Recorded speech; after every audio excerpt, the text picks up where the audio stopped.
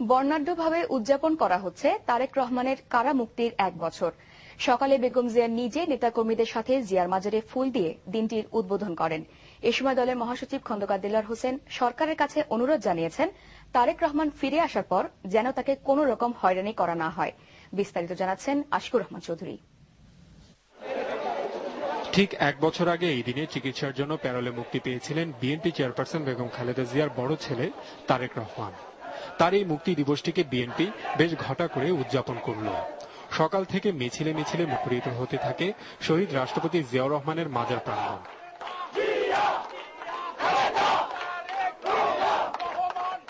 শিশু থেকে শুরু করে শীর্ষ নেতা সবার পরনেই ছিল বিশেষ পোশাক, যেখানে লেখা ছিল তারেক রহমানের স্থায়ী মুক্তির দাবির কথা।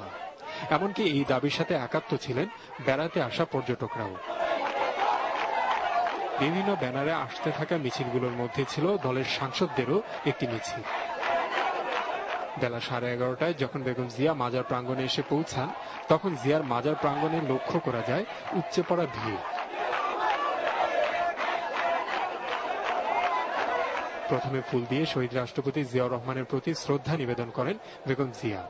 তারপর তারেক রহমানের সুস্থতা কামনা করে বিশেষ মোনাজাত।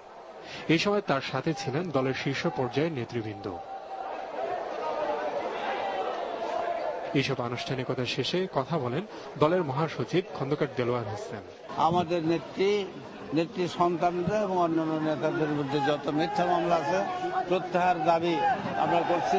আমাদের সিনিয়র যুগ্ম মহাসচিব সুস্থ হয়ে এবং তাড়াতাড়ি দেশে ফিরে আসুন এবং তার এই দেশে ফেরার পথে সরকার কোনো মন্ত্রণালয় সৃষ্টি না করুন। দলের আরেক শীর্ষ নেতা মনে করছেন নানা চেষ্টা সত্ত্বেও তারেক রহমানের ইমেজ জনগণের কাছে খারাপ করা যায়নি।